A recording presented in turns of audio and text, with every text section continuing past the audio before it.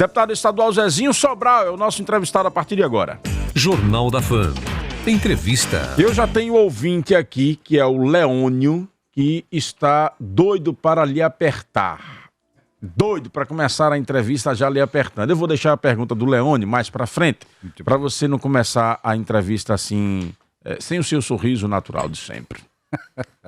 Bom dia, Narciso. Bom dia a toda a sua equipe. Ao Wendel que está aqui, ao Gabriel que nos recebeu, que é o seu produtor. É um prazer imenso estar na Fam FM, esse Satisfação toda nossa. Tão badalado no estado de Sergipe. Amém.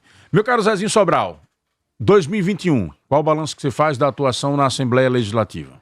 Veja, Narciso, a gente vai para o terceiro ano, né, de mandato e nós fizemos uma observação interessante a respeito desse período, porque não obstante a função que honrosamente assumimos de líder na Assembleia, nós tivemos a oportunidade de apresentar projetos importantes, projetos que tenham relação com aquilo que defendo no mandato.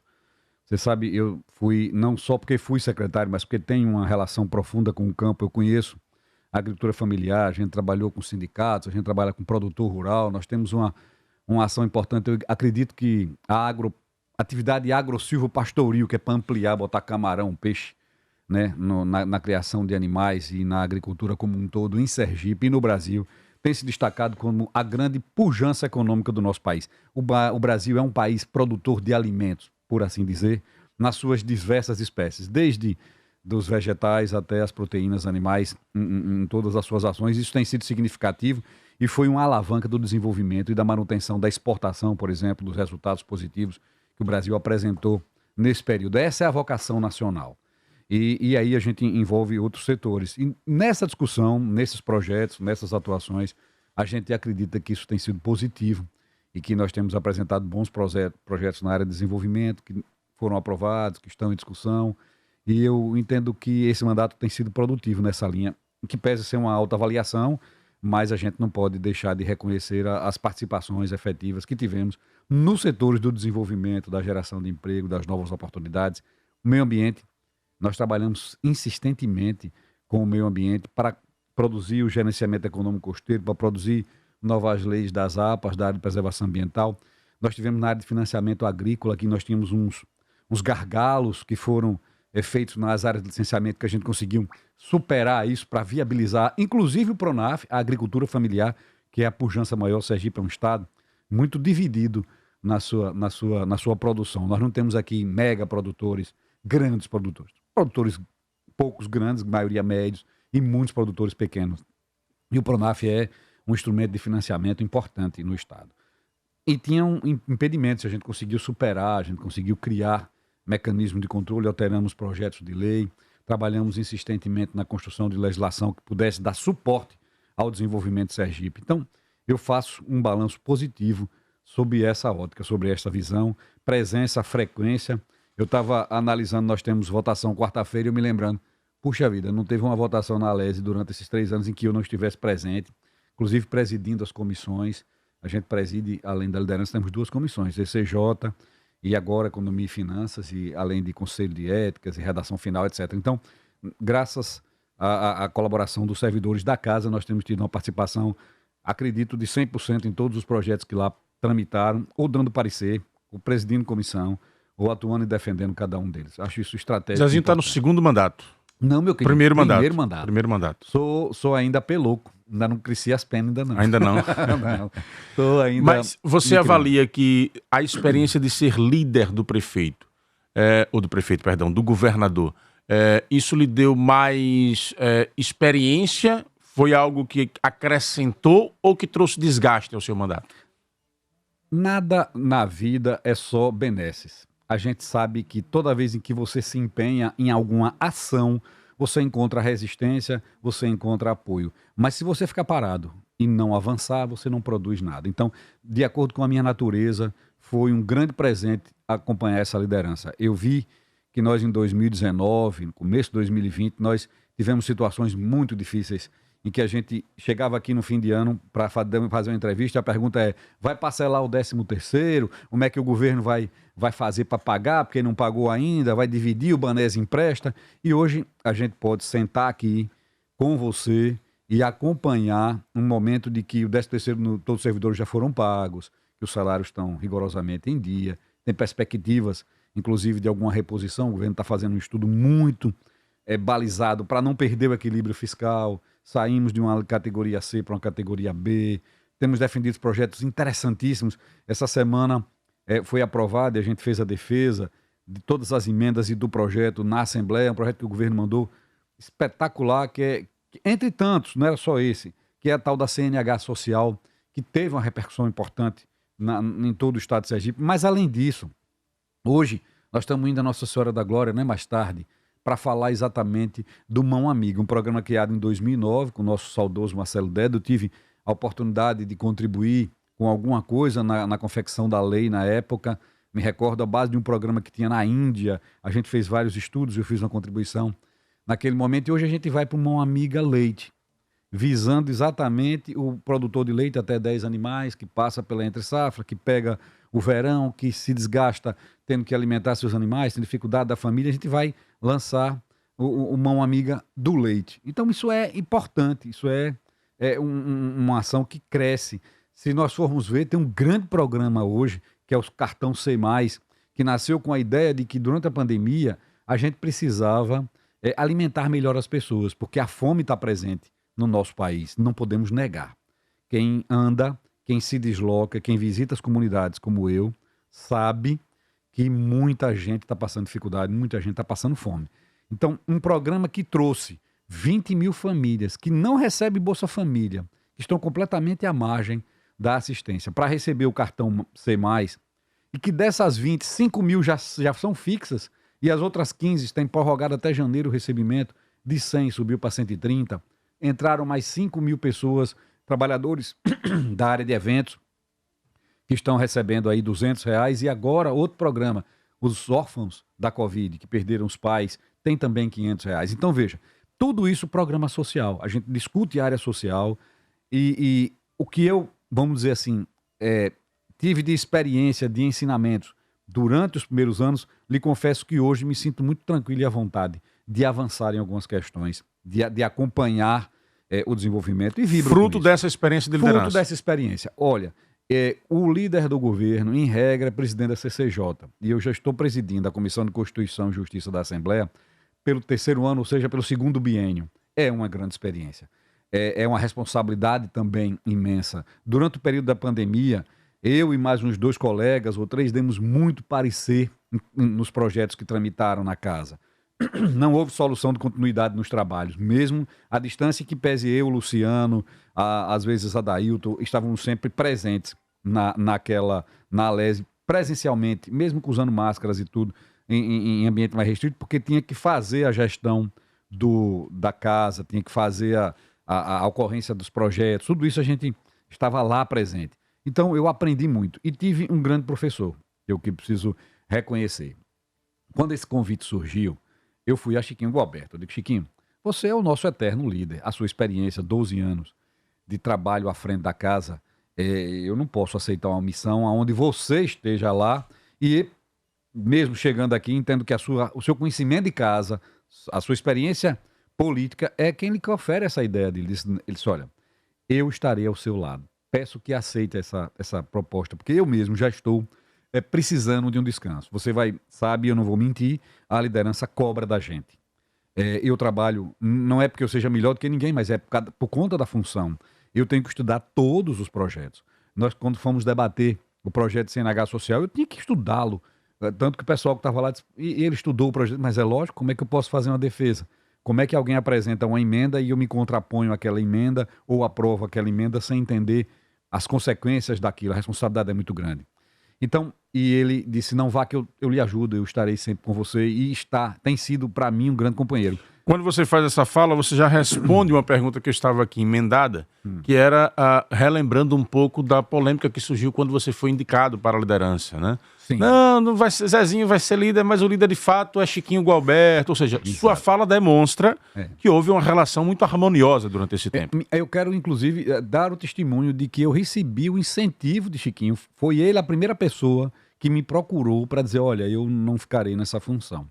Eu entendo que eu já desempenhei durante 12 anos. Veja, minha pressão aumentou um pouco, meu batimento cardíaco também. 12 anos são 12 anos, então eu preciso que você assuma. E eu disse, eu sou inexperiente, eu não conheço o funcionamento da casa, eu estou estudando o regimento agora. Não se preocupe, eu estarei sempre ao seu lado. E é um cara em quem a gente pode confiar, porque esteve até hoje, né? E não posso, creio que estará em todos os momentos, sempre nos apoiando, orientando. Quando ele identifica uma questão de descuidado, veja, olhe, observe. Nessa direção a gente não avança, nesse caminho a gente prossegue. E eu aprendi muito, Narciso. Tive a oportunidade de... Foi uma grande escola para mim, essa liderança.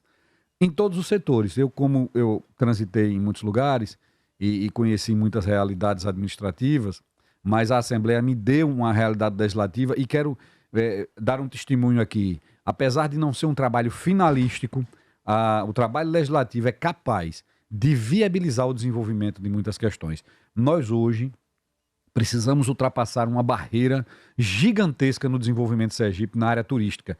Veja, o nosso turismo está crescendo, o nosso turismo está melhorando, mas nós não temos um plano de gerenciamento econômico costeiro concluído. A lei foi aprovada, vai um projeto agora para a Assembleia.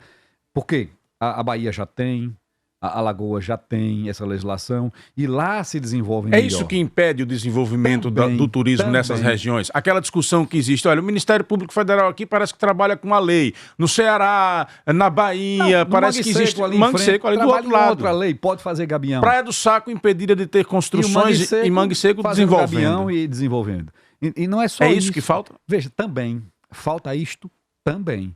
Mas falta também um entendimento. E eu quero dar um depoimento. A ADEMA tem sido decisiva na construção desse novo modelo, que é preservar o meio ambiente, mas permitir que o ser humano seja o principal foco do desenvolvimento. Nós não podemos esquecer o ser humano em detrimento de absolutamente nada. É o ser humano aquele que deve ser visto. Todos os empreendimentos que estiverem na área turística, o objetivo principal do empreendimento é preservar, porque na hora que ele destrói, ele acaba o empreendimento dele. Então, todo turismo tem que ser autossustentado. Esse é o modelo do mundo, é como o mundo vê. Não é destruindo, é preservando. Então, tudo que se constrói, tudo que tem divisão hoje dos órgãos ambientais de Sergipe e especialmente a ADEMA, eu faço aqui a minha ressalva, a ADEMA, porque eles têm buscado o desenvolvimento autossustentável, o desenvolvimento das áreas turísticas, da cassinicultura. Porque, veja, Sergipe hoje avança na cassinicultura e muitas pessoas lançavam a ideia de que o camarão destrói o mangue, dá doença no caranguejo. Você não se lembra disso? O caranguejo, não sei não, tá morrendo em função do camarão. Aí eu fui no Brejo Grande. E minha formação primeira é na área da agricultura. Quando eu cheguei em Brejo Grande, a gente vai nas áreas do perímetro irrigado. Como é que se planta arroz hoje? Você gradeia a terra, prepara o lote, não é isso? E aí aplica um pré-emergente, que é um produto, que é um herbicida, que é agrotóxico, licenciado pelo Ministério. Licenciado. E aí você inunda o lote e semeia a 100 quilos por hectare, em média, de semente, e lá nasce o arroz. Aquele pré-emergente, ele sai matando tudo que tem no mangue, da hora que aquela água é manobrada ou tangida. Camarão não pode ter agrotóxico. Camarão não pode ter antibiótico. Camarão, se você botar comida demais e diminuir o oxigênio, ele morre. Se a temperatura alterar, ele morre. Então, veja, é um animal absolutamente sensível. Sabe o que é que aconteceu com a fauna e flora? Lá, recuperação. Você, quando o camarão tem qualquer problema de adensamento, que aparece um fungo, sabe o que é que usa para tratar? Probiótico, meu querido. O que é probiótico? O avançado do avançado da medicina humana usa probiótico. Então, para cuidar de camarão, é probiótico. Se você usar qualquer outra coisa, você destrói seu camarão. Então, o camarão ajuda a preservar o meio ambiente. Essa visão não se tinha. E as pessoas passavam uma visão equivocada. E a gente olha e diz, olha, camarão é ecologicamente melhor, é muito mais biossustentável do que o próprio arroz, que é tradicional de séculos da região da risicultura, que é importante, que está produzindo, que agora está também tendo o seu destaque. Quanto líder do governo, você diria que o governo está se planejando para isso? Está com foco nisso para resolver esse problema que nós temos? Sim. Eu tenho recebido carta branca do governador, já conversei com ele diversas vezes. A Assembleia tem trabalhado, os deputados da base, o corpo técnico do governo, PGE, todo mundo está envolvido na construção desse sistema mais equilibrado para que a gente possa conscientizar o sergipano de que nós não queremos em absoluto nenhuma destruição. Nós queremos ser o Estado que mais preserva. mas também queremos a oportunidade de ter um desenvolvimento que ajude a preservação, porque se você abandona, você traz a destruição. E o desenvolvimento sustentável ajuda a preservar a natureza, ajuda a preservar para as nossas gerações futuras o nosso patrimônio ecológico. Estamos entrevistando aqui nos estúdios da FAM-FM o líder do governo na Assembleia Legislativa, deputado estadual Zezinho Sobral. Você sabia que a Unimed Sergipe tem uma central de vendas? No local, é possível conhecer e contratar todos os planos Unimed, assim como ter uma boa conversa com os consultores sobre os serviços disponíveis pela operadora de saúde. Tudo com segurança e credibilidade. Unimed Sergipe, cuidar de você. Esse é o plano. Já tenho perguntas aqui de ouvintes para o deputado estadual Zezinho Sobral. Eu recebo aqui do Rosivaldo. Bom dia, Narciso. O deputado fala muito bonito na teoria. Na prática, os pequenos produtores produzem e têm sua importância na economia. Existem produtores de arroz que trabalham de forma não convencional. E os produtores que ainda insistem em produzir de forma convencional são grandes fazendeiros. Conheci de perto a produção de arroz com o uso da cauda de NIM. Do NIM, que não causa nenhum problema ao solo. Aí vem a pergunta: qual o projeto do governo para incentivar a produção de arroz para os pequenos produtores? É a pergunta do Rosivaldo. Bom dia, Rosivaldo. Que bom que você é um apaixonado pela agricultura orgânica, não é isso que você está propondo? Porque quem usa a cauda de NIM não está usando nenhum produto orgânico. Acho isso importante. Acredito que seja o futuro da agricultura, da pecuária no mundo, mas é um trabalho que ainda está começando. A gente sabe que para alimentar todo o nosso planeta, para alimentar todo o nosso país, a gente ainda precisa desenvolver bastante a tecnologia da agricultura orgânica, que já é presente. Ele sabe que a Indagro tem vários trabalhos aqui de feiras de agricultores orgânicos. Itabaiana tem, o perímetro irrigado da Coidro tem 2 perímetros que já trabalham nessa linha de produção de orgânicos. Tem hoje 17 feiras da agricultura familiar, inclusive eu ajudei a implementação de muitas delas, até na universidade. Nós tínhamos uma, esse período da pandemia complicou um pouco, mas há também no conjunto Augusto Franco, no mercado do Augusto Franco, se você for lá, tem uma área exclusiva de produtos orgânicos, dos quais eu frequento com muita uma batata doce ali, quando não vou eu, tem uma batata doce híbrida ali, que é uma delícia. Batata doce híbrida. Todos os produtos são orgânicos. Com abóbora. Um mamão. A gente se acostumar com a nova morfologia e fisionomia, né, dos produtos orgânicos. Isso é importante. Eu sou um defensor. O aspecto não é bonito, né? O aspecto, às vezes, não é tão bonito, porque ela permite que o fungo, né, aquelas antraquelas, aquelas coisas que atacam a casca do fruto e não afetam internamente, às vezes a pessoa não faz uma leitura. Então, o mercado precisa compreender isso melhor. Eu quero dizer que eu sou, sim, favorável. Existem diversos programas sendo implementados. Existem organizações sociais, OS, no Brasil e no mundo, que acompanham e certificam os produtos orgânicos, que eu não fiz nenhuma crítica ao arroz, muito pelo contrário. Quando estive à frente da agricultura, da Secretaria da Agricultura, nós trouxemos sementes de arroz qualificada para padronizar tipo 1, porque o arroz lá estava muito mesclado, o arroz estava muito, vamos dizer assim, colorido, que pode ser bonito, mas do ponto de vista de qualidade precisa ser um arroz padrão, de uma única cor. E nós trouxemos aqui, e Sergipe foi, durante aquele período, ainda bateu o recorde nacional de produção de arroz no perímetro irrigado. Está voltando o preço lá agora, eu tive lá, conheço a região, eu tive em Pacatuba recentemente, no povoado, conversei com as pessoas, conversamos em Brejo. Então, vejam, eu não fiz nenhuma crítica à produção. Eu disse que é desta forma que se produz. E disse que o camarão, em relação a essa produção, ele é muito preservador do meio ambiente. Não é um agressor como se previa, como se idealizava no passado. Eu estou falando que áreas que têm inundação para plantio de arroz estão sendo usadas para plantio de camarão com sucesso, com redução do impacto ambiental. E que isso não tem nenhum problema, até porque é mais uma alternativa. Não é a substituição de cultura. É uma alternativa. Eu hoje estou produzindo arroz, tem um bom preço, tem um bom mercado, estou vendendo bem, ótimo. Eu estou com dificuldade na venda, mas eu posso utilizar a minha área para produzir camarão. Que maravilha! Você vai estar ajudando a diversificar e a preservar e a incentivar.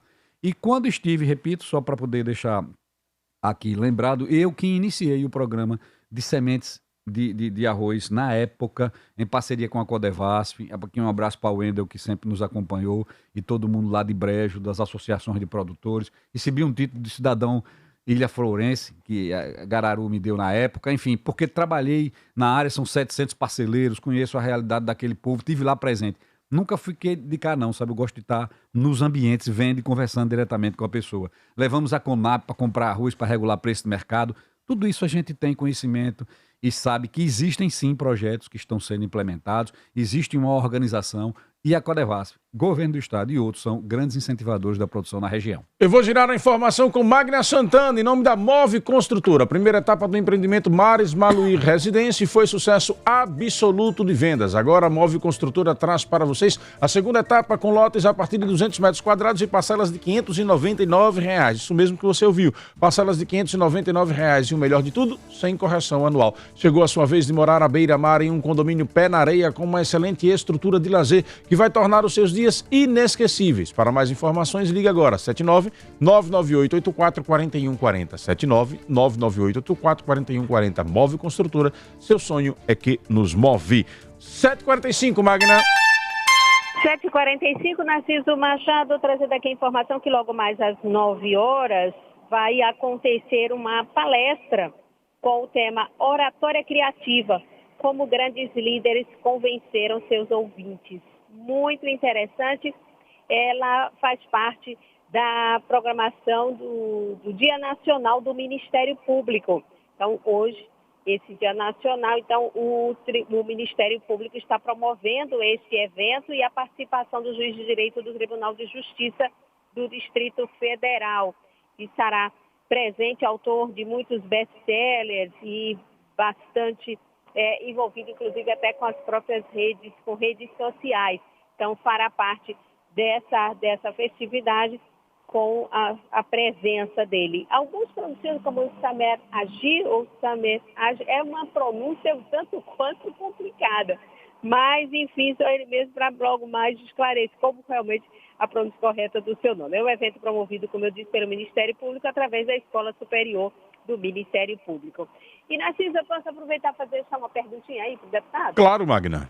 Obrigada, então. Bom dia, deputado Zezinho. Bom, meu questionamento, deputado, é sobre as eleições agora e a escolha, né? Não sei se o senhor tirou seu papelzinho do amigo secreto, será promovido, está todo mundo falando desse amigo secreto, promovido pelo Antes de amigo secreto, é preciso saber se ele foi convidado, Magna. Não é nem se vai participar do amigo secreto, é se ele foi convidado. Tá. É verdade, né, Narciso? Tem razão. Mas, enfim, então deixe para lá o amigo secreto. O amigo secreto. Deixe para lá, porque Narciso já botou água aí nessa festa. Mas eu lhe pergunto, deputado, pela sua experiência, e o senhor que já passou por um processo de escolha lá atrás, né, para a disputa da Prefeitura de Aracaju, sabe bem como é esse processo, né? Quem vai, quem não vai, quem é escolhido, quem não, quais os critérios. E aí eu lhe pergunto, por fazer parte do agrupamento, qual seria o melhor critério? E aí, claro, como uma pessoa de experiência nisso, e se perguntasse se fosse, qual seria o critério a ser adotado pelo governador a título de sugestão e de experiência para a escolha do nome para o agrupamento? Muito bem, Magna Santana. Gestão, conhecimento do Estado, conversas de bom diálogo com o agrupamento, quais os critérios? Muito bem, Magna. Magna furou o olho de Leônio. Leônio pergunta aqui, por favor, pergunta a Zezinho, qual a responsabilidade, se a responsabilidade fosse dele, de indicar o candidato do grupo, qual seria a opção dele? Edivaldo, Fábio ou Ulisses? E aí junta com o que Magna perguntou, de que critérios você sugeriria para essa escolha? Muito bem. Nossa ação há uma efervescência política, né? O ser humano é naturalmente político e no ambiente político a gente não pode esquecer dessa ansiedade, dessa necessidade, mas tudo isso faz parte de um grande processo. E a gente observa que a condução do projeto político que cabe ao governador Belivaldo, inclusive fez a opção de ficar para fazer a transição. Belivaldo propôs algo que ficará registrado, porque fez o saneamento fiscal do Estado, coloca o Estado nos trilhos para fazer investimentos, uma questão que nós não tínhamos até aquele momento, e conduz o processo político, vamos dizer assim, na presidência do Conselho, e promove encontros entre as lideranças do Estado que têm a atuação política, principalmente aqueles que estão mais próximos ou que são lembrados pela população e pela classe política para a disputa, mas isso é mais ou menos como escalar um time de seleção. Você veja, nós temos muitos craques, graças a Deus que nós temos aqui um número significativo de pessoas que efetivamente podem ser escolhidas para liderar esse projeto. Acredito que o governador Belivaldo, de forma inteligente, de certa maneira, está colocando o projeto para definição no próximo ano com a finalidade de não interferir nos projetos de governo, ou seja, a conclusão de diversos projetos que estão sendo viabilizados este final de ano. Uma escolha agora poderia contaminar.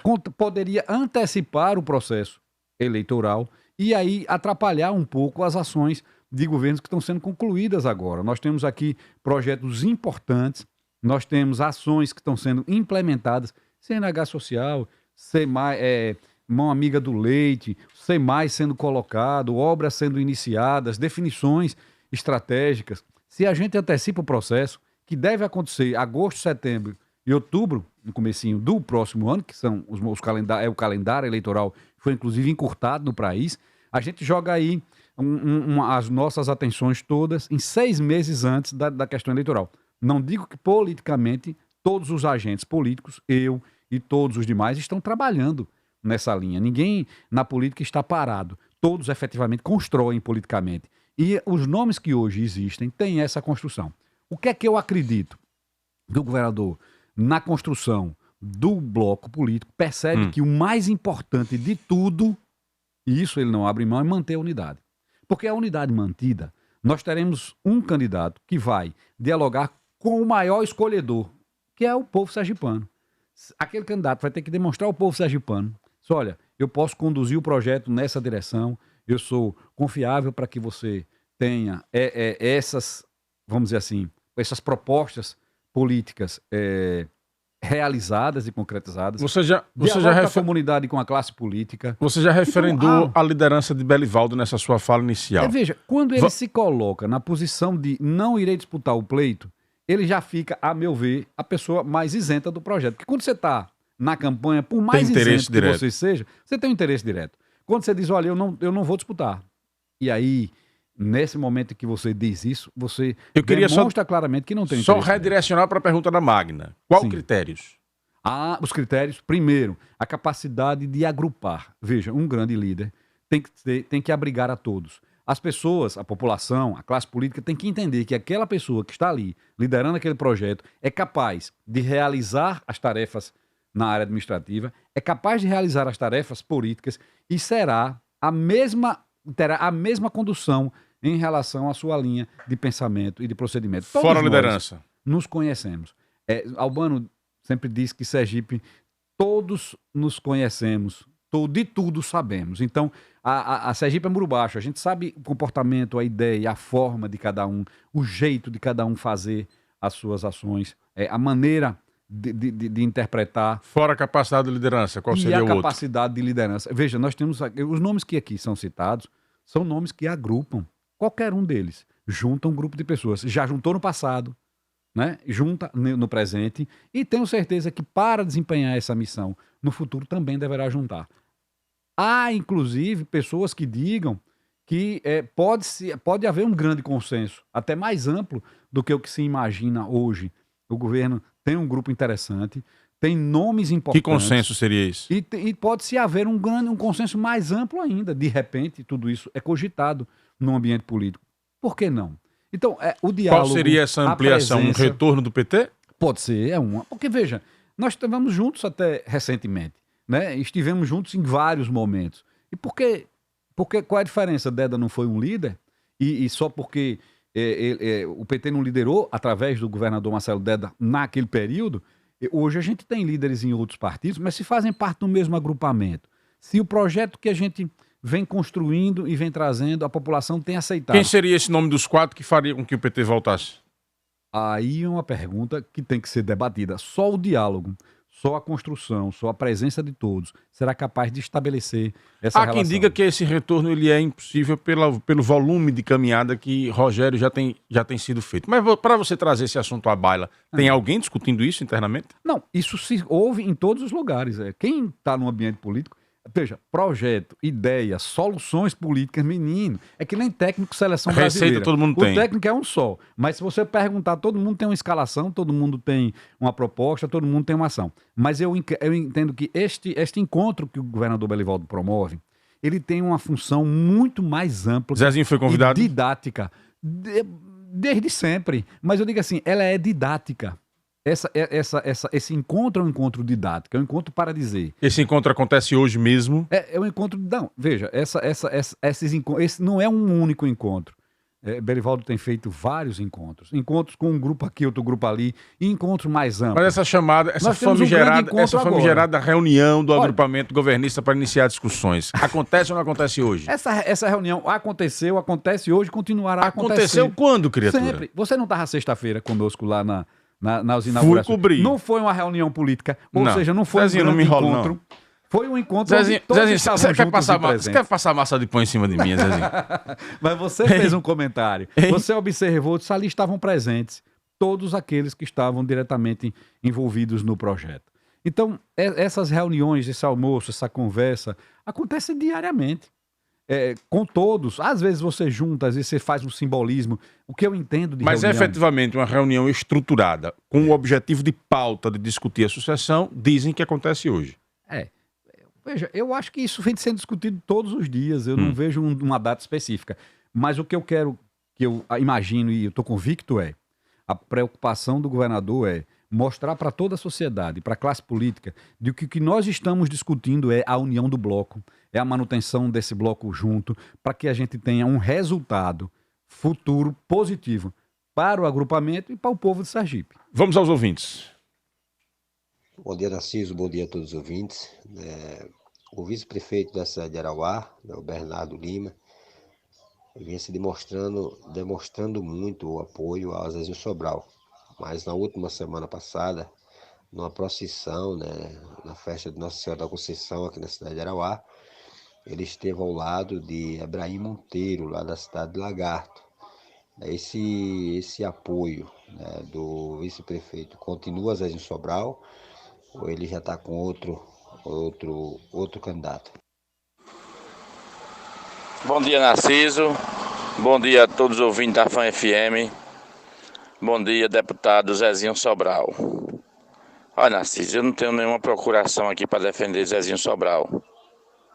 Porque, para depois dizer aí que eu sou assessor de Zezinho Sobral, não, eu sou amigo do deputado Zezinho Sobral. E conheço o mandato de Zezinho Sobral. É um homem inquieto, roda esse estado todo. Ele procura o governador para melhorar a rodovia de Sergipe. Então, vou parabenizar aqui o deputado Zezinho Sobral pela ação que ele faz no estado de Sergipe.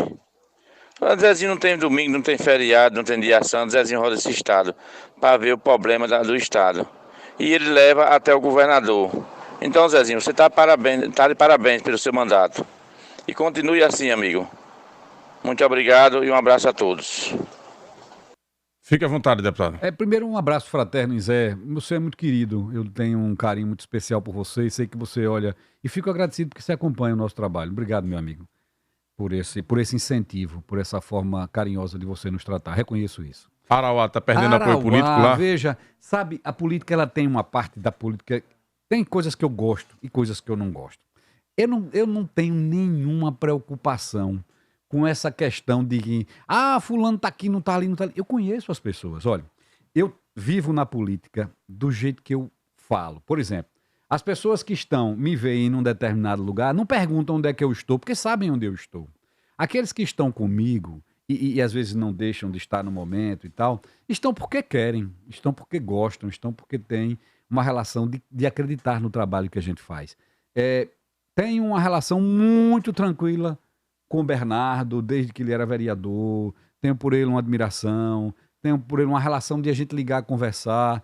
Se Bernardo estava num lugar lá na procissão de Nossa Senhora da Conceição, lá no Arauá, que eu quero dizer ao povo do Arauá que eu não fui porque eu estava fazendo a minha devoção de Nossa Senhora da Conceição lá em Laranjeiras. A gente até mostrou, fiz as minhas orações, porque sou devoto. Por sinal, só para lembrar, hoje é dia de Santa Luzia. A Cássia está toda de vermelho, pagando uma promessa. Lembrança ao povo de Santa Luzia. Até a máscara vermelha. Estamos ouvindo. O povo da Barra dos Coqueiros, que é padroeira também, é Santa Luzia, Santa dos Olhos. A máscara vermelha, o auxílio da alimentação é vermelho. Está devendo. Tudo. Inclusive, lembrando que o bairro Luzia aqui também tem, em Santa Luzia, a sua devota. E mandar um abraço também para a comunidade do Campo do Vidro, onde tem lá também uma capela de Santa Luzia, da paróquia de Santa Dona Rita Helena, de Cássia, que nos recebeu aqui com um cafezinho, com amor e com carinho, também é devota de Santa Luzia. Então, veja, só retornando, essas preocupações, meu caro amigo, não me afligem, nunca me preocupei com isso. Conosco estão aqueles que acreditam no nosso projeto. Hoje e sempre. Acho que ele acredita. Mas uma pergunta você tem que fazer a ele, não a mim. Perfeito. E outra, eu ando em todos os lugares. Olha, se você for me observar, na política, eu converso com todo mundo, tenho amizade com todos. A Assembleia, então, relação especial com todos.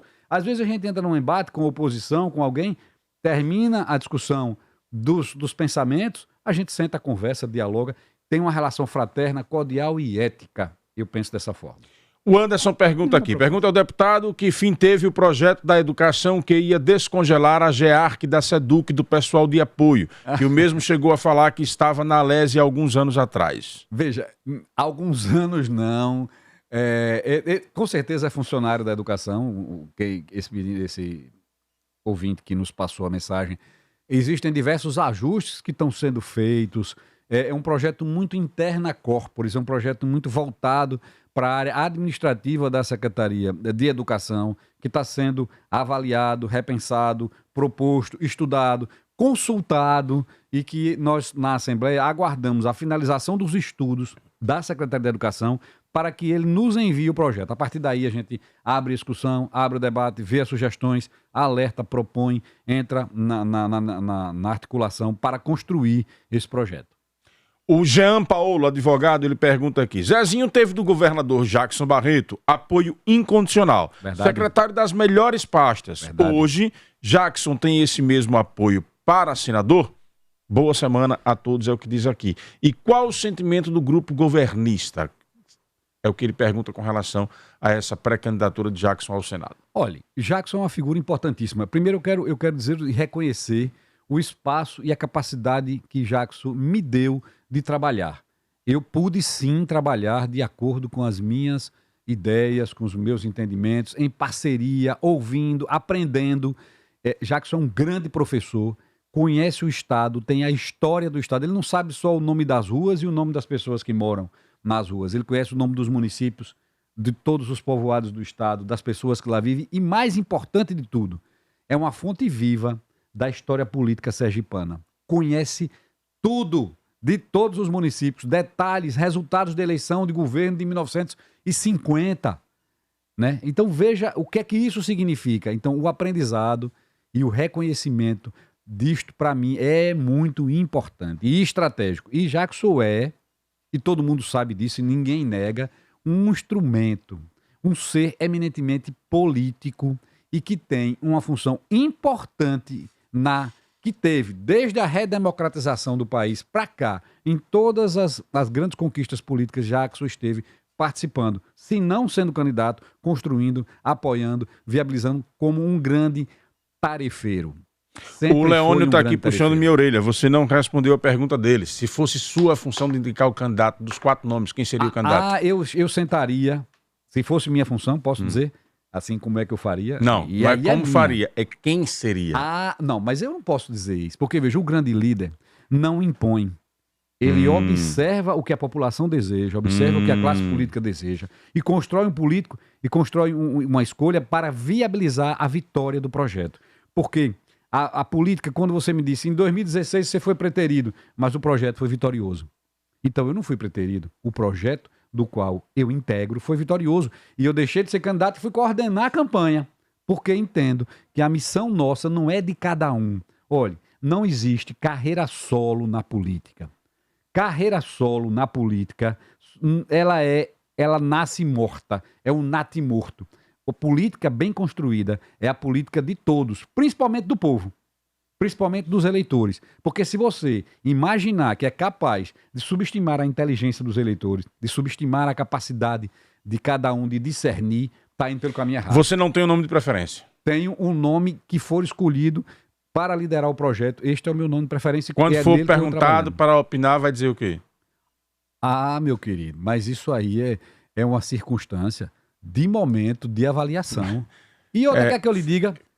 Você para vir para a entrevista, você passou perfume ou creme de quiabo? Deixa eu lhe dizer uma coisa. Diga. Você sabe que nessas definições, as pessoas se auto-escolhem. Raramente alguém é escolhido. Alguém se escolhe. E não há muito dissenso, né? Olha, eu estou disposto, eu seguirei nessa direção, e as pessoas concordam. Raro haver um dissenso. Acho que haverá um grande consenso nesse projeto. Tenho certeza absoluta disso. Isso para mim é muito claro. Vamos lá, Durval dos Correios. Bom dia, Narciso. Bom dia a todos da Fã FM. Narciso, aqui quem fala é o Durval dos Correios. Veja bem, eu quero perguntar ao deputado o seguinte. Quando eles foram eleitos, eles disseram ao povo que votava tudo que o governador quiser. Não disseram, né, Narciso? Você veja bem, o deputado Zezinho é da base do governo. Tudo que o governo manda, ele aprova. Inclusive, Narciso, esses 14% dos aposentados do Estado, ele votou a favor, né, Narciso? Quer dizer que o governo tem uns 10 anos que não dá aumento aos servidores. E ainda tira 14% dos servidores. E ele aprovou, né? Então, tudo que o governador manda, ele vota a favor. Então, o povo tem que saber assim. Quando a gente elege deputado, é para ele ser independente. Mas não, a gente elege e eles passam na base do governo e faz tudo que o governo quer.